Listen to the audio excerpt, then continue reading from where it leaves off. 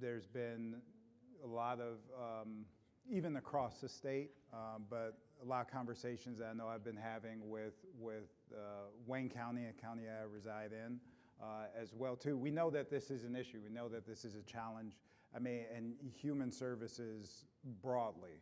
I think when we went through the pandemic, I think that shined a light on that we know in terms of whether it's juvenile justice support, not only creating additional beds, but what other wraparound services do we need to give and provide to our families and residents across the state.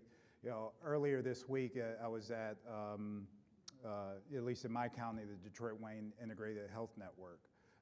You know, they have a building that, just as an example, that, you know, that they are building, this is for behavioral health, but it ties into this as well too, because the question is, I think it's 39 beds, right?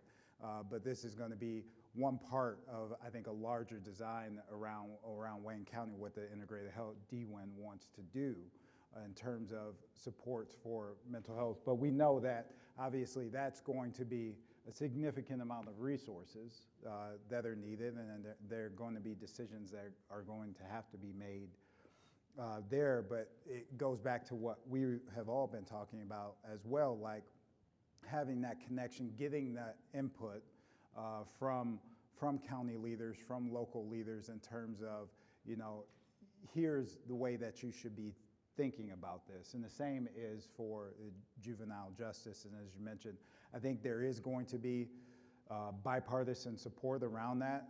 As Rep. Posthumus mentioned, the devil is going to be in the details, but I think it's something for us that there's so much overlap in terms of this is a need. We have to make sure that we need to provide support for our juvenile justice system, for our kids that are in this system.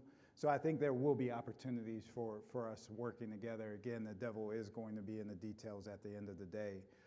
But going back to this, it's going to be helpful that, you know, we do have constant conversations with our locals and getting your thoughts and your input on that as we go along in this process.